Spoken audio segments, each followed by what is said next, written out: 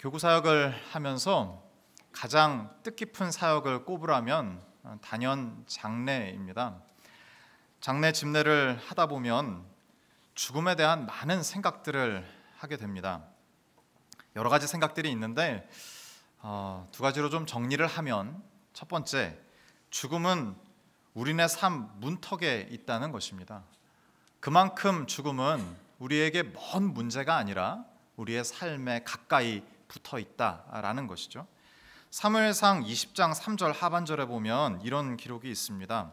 진실로 여호와의 살아계심과 내 생명을 두고 맹세하노니 나와 죽음의 사이는 한 걸음뿐이니라. 나와 죽음의 사이가 어떻다고요? 한 걸음이라고 얘기합니다. 신약을 찾아보면 누가복음 12장 20절에 하나님은 이르시되 어리석은 자여 오늘 밤에 내 영혼을 도로 찾으리니 그러면 내 준비한 것이 누구의 것이 되겠느냐 하셨으니, 이 배경은 우리가 잘 알고 있습니다. 이 땅의 삶이 전부인 줄 알고 이 땅의 삶에 올인한 어떤 한 부자에게 하나님 말씀하시는 것입니다. 뭐라고 얘기하십니까? 영혼을 데려가는 것이 한순간 하룻밤에 일어날 수 있는 일이다 라고 이야기하시는 거죠. 죽음이 상당히 가까이 있음에도 우리는 그것을 인식하지 못하고 지금의 삶이 영원한 듯 착각하며 살아가고 있다라고 성경은 진단하는 것입니다. 죽음은 우리네 삶 문턱에 와 있습니다. 두 번째 생각은 삶과 죽음은 냉정하리만큼 다르다라는 겁니다. 사무엘하 12장 19절에서 20절 말씀 보면요, 다윗이 밧세바 사건 이후에 나단의 책망을 듣습니다. 그리고 하나님께 회개하고 일주일 동안 통회자복합니다. 근데 하나님께서 말씀하시기로 그 아들의 생명을 거두어 가시겠다라고 이야기하신 거죠. 다윗이 간절히 기도했을 겁니다. 하나님, 내 죄 때문에, 내 잘못 때문에 내 아이가 잘못되지 않게 해주세요 라고 이렇게 기도했을 겁니다. 그런데 결과는 하나님께서 그 아이를 데려가셨습니다. 20절에 보면은 사무엘하 12장 20절에 보면 이런 기록이 있습니다. 다윗이 땅에서 일어나 몸을 씻고 기름을 바르고 의복을 갈아입고 여호와의 전에 들어가서 경배하고 왕궁으로 돌아와 명령하여 음식을 그 앞에 차리게 하고 먹은지라. 아이가 죽었다는 소식을 듣자마자 다윗이 했던 행동입니다.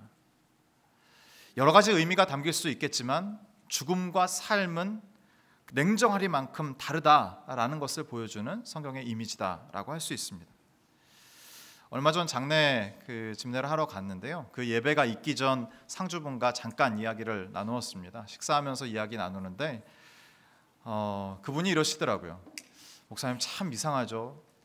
너무 슬프고 너무 비통한데 때가 되면 배고프고 때가 되면 졸립고 하신다는 거예요. 그 말씀 들으면서 제 옛날 기억이 났습니다. 저희 외할아버지 돌아가실 그 때의 일인데요, 제가 그때 군복무 중이었습니다. 그래서 그 소식을 이제 뒤늦게 듣고 할아버지가 이제 위독하시다라는 소식을 듣고 부랴부랴 이제 병원을 찾아갔습니다. 거의 이제 그 의식이 없으시고요, 눈을 이렇게 뜨신 것 같기도 하고 하여튼 초점이 잘 안 맞는 눈으로 그렇게 할아버지 누워 계셨습니다. 가족들이 다 모여가지고 할아버지 옆에서 얼마나 그 통곡을 했는지 모릅니다. 저도 옆에서 할아버지 발을 붙잡고 할아버지 할아버지 그러면서 엄청나게 울었습니다. 이 심장 먼 쪽부터 이제 차가워지지 않습니까? 그리고 딱딱해져 갑니다, 몸이. 그래서 제가 붙잡고 있던 할아버지 발이 차가워지고 딱딱해지는 걸 이렇게 느끼면서 할아버지가 이제 돌아가시는구나, 이제 그렇게 직감을 했습니다. 그래서 열심히 울고 있는데 금방 돌아가실 것 같은데 안 돌아가시는 거예요. 그래서 저희 모든 가족들이 잠깐 쉬기로 했습니다. 그래서 옆에 휴게실에 나와가지고 한 1시간 정도 우니까 목이 다 갔어요. 그래서 서로 이제 위로하면서 자판기에서 음료수 다 빼갖고 주스 마시면서 이제 서로 이제 오랜만에 친척들이 봤으니까요, 안부를 묻기 시작했습니다. 그래서 너는 요새 어떻게 지내냐? 요새 운동 안 하지? 왜 이렇게 살쪘어?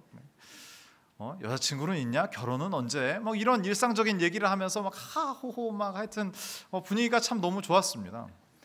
근데 그 분위기를 깨는 그 한마디가 있었는데, 빨리 들어와 보세요. 그리고 간호사분이 저희들을 막 부르는 겁니다. 이제 할아버지가 이제 마지막이신 거죠.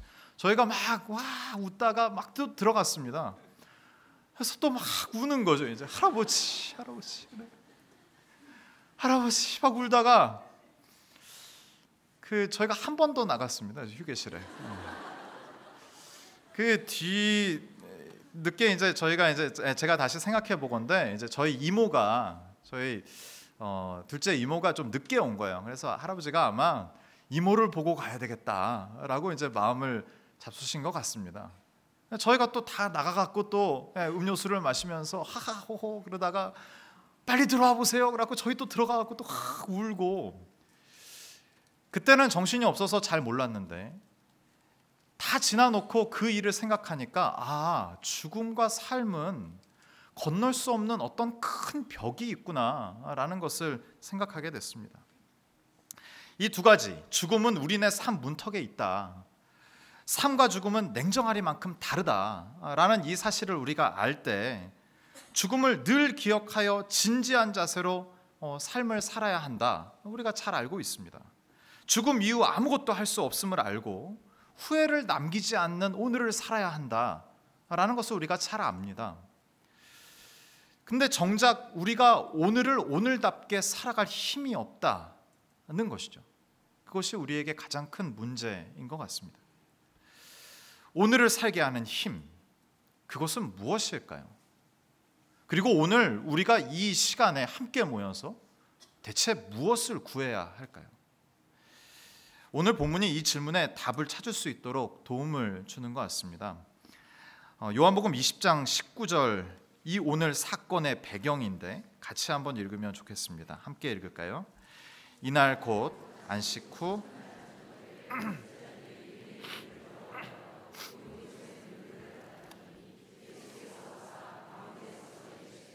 너희에게 평강이 있을지어다. 이날, 안식 후 첫날이라고 요한이 기록합니다. 주일입니다. 부활의 날입니다. 십자가에 달려 죽으셨던 예수님이 부활하신 날입니다. 그런데 이날의 제자들의 상태를 기록하는데 요한이 뭐라고 얘기하냐면 두려운 상태였다라고 기록합니다. 제자들이 유대인들을 두려워하여 라고 요한은 기록하고 있습니다. 두려워해서 뭘 했다고 얘기합니까? 그들이 취했던 행동이 있는데 모인 곳에 문들을 닫았다고 얘기합니다. 모인 곳에 문을 닫는 것도 아닙니다. 문들을 닫았습니다. 닫을 수 있는 것들은 다 닫은 상황이다라는 겁니다. 두려웠던 거죠. 두려움이 극심했던 겁니다. 이 두려운 상황에 어떻게 읽으면 더 두려운 상황이 벌어집니다. 문들을 다 닫았는데 예수님이 등장하셨습니다. 요한은 이 사건을 동사 세 개를 연달아 연거푸 쓰면서 이렇게 얘기합니다. 오사 서서 이르시되. 어떻게 보면 너무 두렵고 놀랄 수 있는 장면이지만 놀라지 마십시오. 예수님이 선언하신 것은 평안이었습니다. 우리의 현실은 제자들이 처해 있는 상황과 동일하게 슬프고 두려워서 모든 문들을 걸어 잠그고 떨고 있는 모습, 바로 그 모습이 아닐까라는 생각을 하게 됩니다.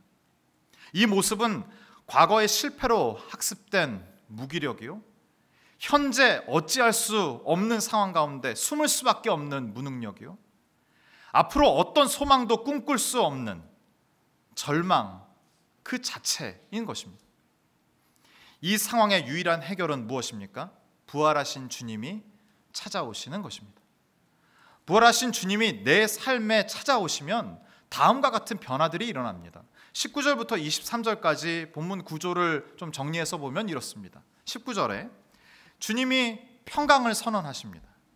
20절에 비로소 제자들이 부활하신 주님을 보고 기뻐합니다. 21절에 다시 주님이 평강을 선언하십니다. 그리고 21절에 잊어버렸던 제자들의 사명을 확인하게 됩니다. 22절에 이제부터 성령과 함께하는 삶이다 라고 예수님 말씀하십니다. 23절에 주도적인 오늘을 살아갈 수 있게 되었습니다. 오늘을 살게 하는 힘, 그것은 다른 것이 아니라 부활하신 주님이 내 삶에 오시는 것입니다. 오늘 우리가 함께 구해야 할 것이 바로 이것입니다. 부활하신 주님, 내 삶에 오시옵소서 라는 그 기도로 주님께 나아가야 할 줄 압니다. 우리가 주님의 명령, 오늘을 살아가는 이 힘에 대한 이 명령의 근거를 좀 더 구체적으로 살펴보면 좋겠습니다. 21절 같이 한번 볼까요? 요한복음 20장 21절 같이 한번 읽겠습니다. 예수께서 또 이르시되 너희에게 평강이 있을지어다. 아버지께서 나를 보내신 것 같이 나도 너희를 보내노라. 예수님이 평강을 선언하시고 사명을 확인해 주시는 장면입니다. 그런데 여기 주목해서 보실 것이 아버지께서 나를 보내신 것 같이 나도 너희를 보내노라. 전반부에 나와 있는 보내신 것 같이는 과거형입니다. 그런데 예수님이 제자들을 보내노라 하시는 이 표현은 현재형입니다. 주님은 생생한 현실에 우리를 보내셨다라는 얘기입니다. 주님은 바로 오늘이라는 시간에 우리를 보내신 분이다라는 사실입니다. 오늘을 오늘답게 보내길 기대하고 애써야 하는 이유가 바로 여기에 있습니다. 오늘을 오늘답게 보내려면 우리는 구체적으로 무엇을 해야 할까요? 22절에 주님은 우리에게 성령을 약속하십니다. 22절 같이 한번 볼까요? 이 말씀을 하시고 그들을 향하여 숨을 내쉬며 이르시되 성령을 받으라. 여기서 숨을 내쉬며 라는 표현에 주목하시면 좋겠습니다. 이 숨을 내쉬며 라는 표현은 생명을 부여하는 구약적 표현입니다. 비슷한 이미지가 이런 거죠. 창세기 2장 7절 여호와 하나님이 땅의 흙으로 사람을 지으시고 생기를 그 코에 불어넣으시니 사람이 생명이 된지라. 숨을 불어넣으시는 거죠.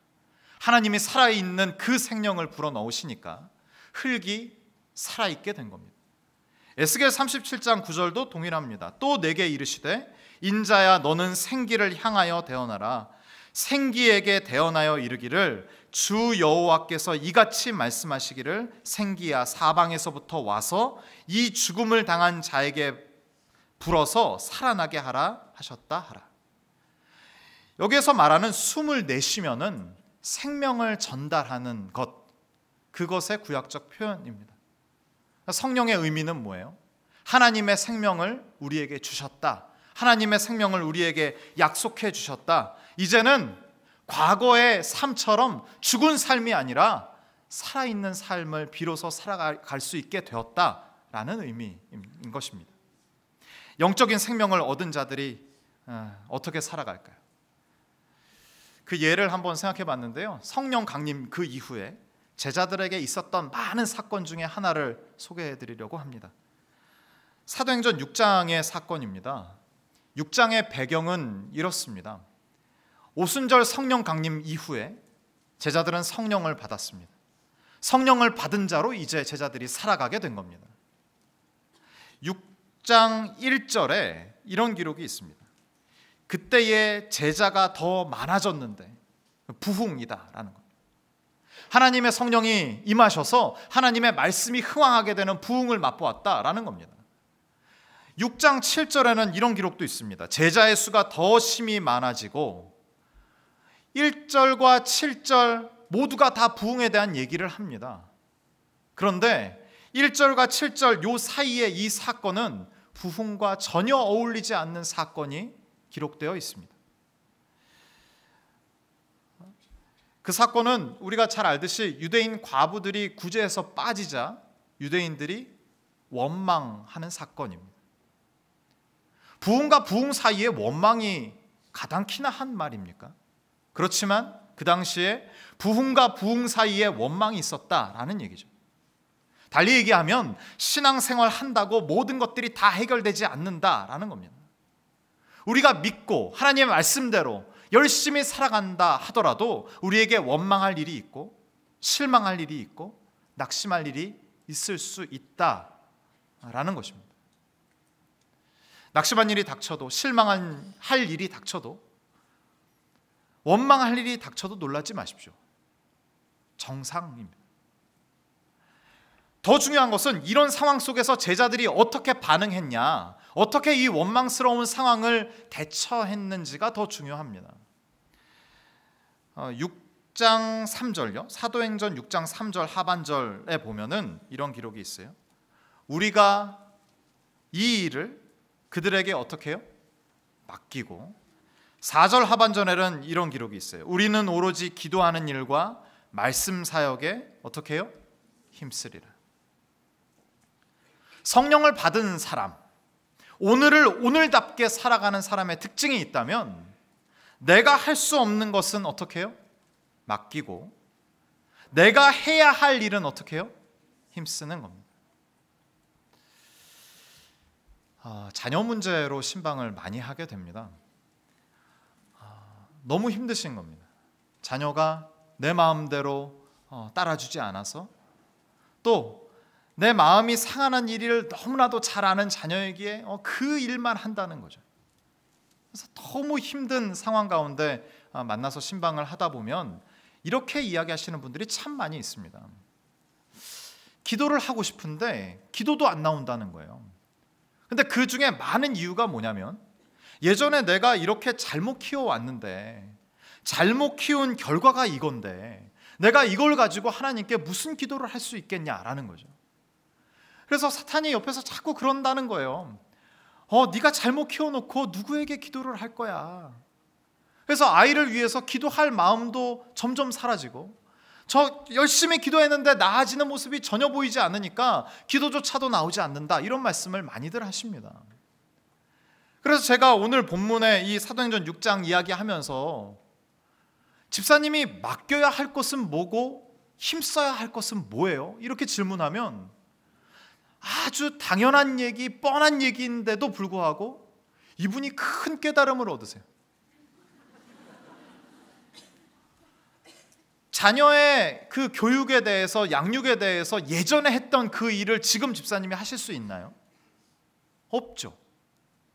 지금 내가 할 수 없는 일이잖아요. 그럼 내가 할 수 없는 그 일이라면 나는 어떻게 해야 돼요? 맡겨야 돼요. 그럼 내가 해야 할 일은 뭐예요? 그 아이를 위해서 기도하는 거죠. 오늘을 오늘답게 살아가는 것, 오늘의 후회를 남기지 않고 값진 오늘을 그대로 살아가는 방법이 여기에 있습니다. 예전의 기억에 사로잡혀서, 예전의 경험에 사로잡혀서 묶여 있는 거죠. 그래서 당장 오늘 할 일을 못하는 겁니다. 그런데 주님께서 오셔서 우리에게 해주신 일이 뭡니까? 십자가 사건을 통해서 우리에게 베풀어 주신 그 은혜가 뭐예요? 자유이지 않습니까? 예전에 내가 잘못해서 그 결과로 이 일이 벌어졌어도 하나님은 어떤 분이에요? 모든 원인과 결과의 법칙을 뚫고 오셔서 하나님의 마음으로, 하나님이 기뻐하시는 대로 인도해 가시는 그 하나님, 그 하나님을 믿는 믿음으로 기도해야 하는 것, 기대해야 하는 것, 소망해야 하는 것이 우리가 해야 할 일인 줄 믿습니다. 내가 해야 할 일, 할 수 없는 일을 철저히 분별해야 합니다. 성령께서 도와주실 겁니다. 내가 할 수 없습니다. 성령 받은 자로서의 특권이 있다면 성령께서 내 안에서 네가 해야 할 일, 내가 하지 못하는 일, 하지 못하는 일은 맡기게 하실 거고 내가 해야 할 일에 집중하게 하실 줄 믿습니다. 앞서서 살핀 다윗도 그렇지 않습니까? 자신의 죄값으로 자녀가 죽었어요. 그러면 철저히 이 문제는 맡기는 거예요.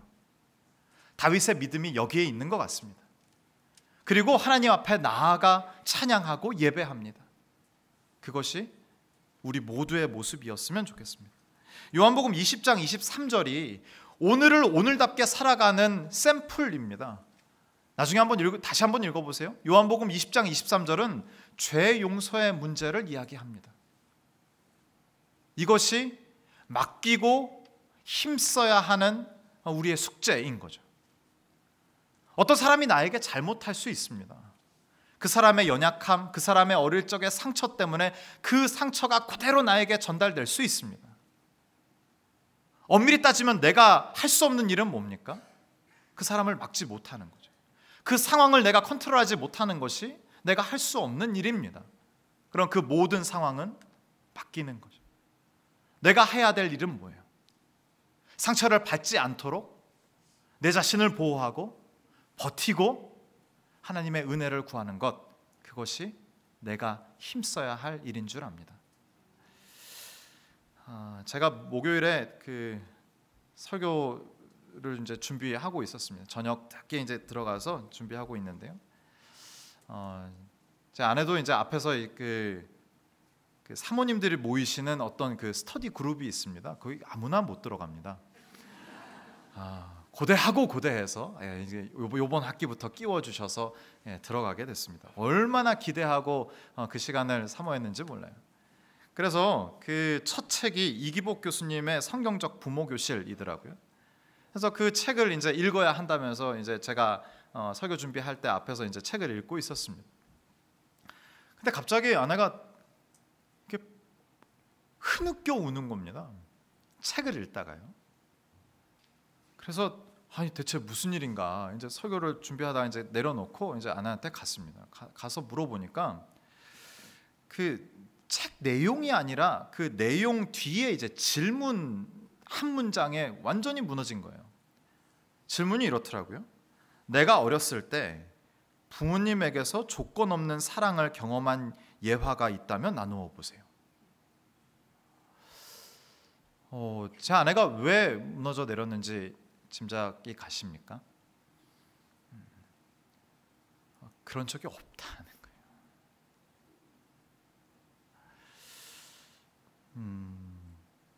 너무 저도 좀 처참한 마음에 아내를 위로한답시고 하여튼 가서 이렇게 위로를 하다가 갑자기 아내가 이제 갑자기 전이가 확 불타오르더라고요. 나는 그런 삶을 살았지만 내 아이에게는 정말 건강한 부모상을 물려줘야 되겠다, 뭐 이런 얘기를 하는 거죠. 근데 부모상이라 그러면은 이게 본인만 얘기하는 게 아니지 않습니까? 그래서 무언의 압박이 들어왔습니다. 그래서 너무 이렇게 전이가 불타오르고 있어서 제가 좀 자제를 시키느라고 그냥 이렇게 좀 가볍게 생각해, 이렇게 얘기를 했습니다. 근데 이 말이 화근이 됐어요. 가볍게? 어떻게 가볍게 생각을 해? 뭐 이렇게 된 거예요.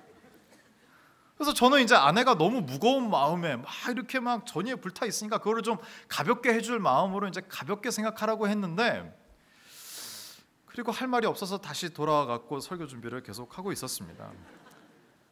근데 저만 끝났지 이제 아내가 끝난 것은 아니더라고요.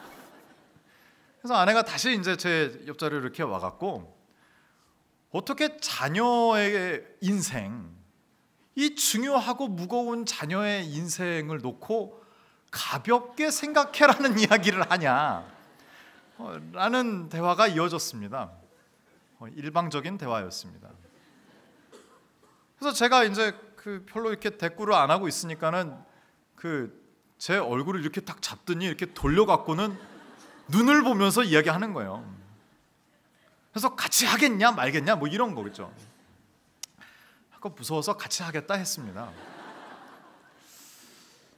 근데 제 대답이 그렇게 별로 시원찮았나 봅니다. 그래서 아내가 저에게 이런 얘기를 했습니다. 당신은 건강한 아버지 상이 있어요? 이런 물어봐요. 근데 저에게는 그 질문이 너무 뼈아픈 질문입니다. 왜냐하면 저희 아버지는 제 나이 어렸을 때 너무 일찍 돌아가셨기 때문입니다. 당신은 건강한 아버지 상이 있어요? 알고 물어봤는지 모르고 물어봤는지는 잘 알지 못하겠지만 제가 멈칫했습니다. 그리고 곰곰이 생각해 보니까 건강한 아버지 상이라고 하면 남자는 어떻게 해야 하는지, 뭐 일례로 면도는 어떻게 해야 하는지, 넥타이는 어떻게 매는지, 그런 방법들은 저는 다 혼자서 배웠더라고요. 그런 식으로 보면 저에게는 건강한 아버지 상이 없는 겁니다. 뉴욕 대학 심리학 교수인 폴 비츠라는 사람이 무신론의 심리학이라는 책을 썼습니다. 이 책 안에 여러 가지 아버지 상을 분류해 놓았는데 그 분류로 따르면 제 아버지는 무능력한 아버지인 겁니다. 자신의 삶도 지켜내지 못하고 결과적으로 아내와 아이를 지키지 못한 무능력한 아버지 상, 그 상으로 분류될 수 있는 아버지셨습니다. 그래서 제가 갖고 있는 자녀 양육 태도에 대해서 다시 한번 돌아보게 됐어요. 그리고 보니까 놀라운 사실을 알게 됐습니다. 저는 아버지 없다라는 사실, 그리고 나에게 좋은 아버지 상은 그렇게 필요 없다라고 스스로 안위하면서 살아왔더라고요. 그리고 하나님께서 나를 이렇게 키우셨는데 내가 또 아이들에게 좋은 아버지가 될 수 있을 거야, 그냥 막연하게 소망하고 기대하면서 아내의 말을 듣는 그 시간까지 왔더라고요. 제 모습도 제가 의도하지는 않았지만 저의 아버지의 이른 죽음이라는 제 자신의 과거의 경험과 기억, 그것에 아주 영향을 많이 받고 묶여있는 제 자신을 발견했습니다. 그것은 맡겨버렸어야 되는데 그냥 잘 될 거야, 하나님이 내 아버지이시잖아, 소망하고 기대하면 될 거야, 그냥 막연하게 그렇게 넘겨왔던 거죠. 그 모든 상처와 아픔도 그저 맡겼어야 합니다. 그리고 제가 힘써야 할 것은 뭡니까? 정말 건강한 아버지 상은 뭔가 연구에 가야 되는 거죠. 책을 찾아보고 공부하고 실천해보고 하는 것, 제가 힘써야 할 것에 집중해서 그것을 하는 것, 열정을 다해서 제 자녀들을 위해서 좋은 아빠가 되기 위해서 노력하는 것이 제가 할 일이더라고요. 오늘을 살아가는 힘, 그것은 성령을 구하는 것입니다. 성령 충만한 삶입니다. 오늘을 오늘답게 살아가는 것은 과거에 얽매이지 않고 내가 할 수 없는 일을 과감히 맡기고 내가 해야 할 일에 힘쓰는 것입니다. 예수님은 오늘 당신의 삶의 현장에 당신을 보내셨습니다. 성령을 받고 성령과 함께 사는 자는 이런 삶을 살 수 있습니다. 성령 충만을 구하십시다. 성령의 인도하심을 알아차리는 민감함을 구하십시다. 내가 할 수 없는 일에 붙잡혀 있지 말고 믿음으로 맡기고 내가 해야 하는 일에 힘써서 우리에게 맡겨주신 이 소중한 오늘을 살아내는 우리 모두가 되길 간절히 소원하고 주님의 이름으로 축복하고 축원합니다.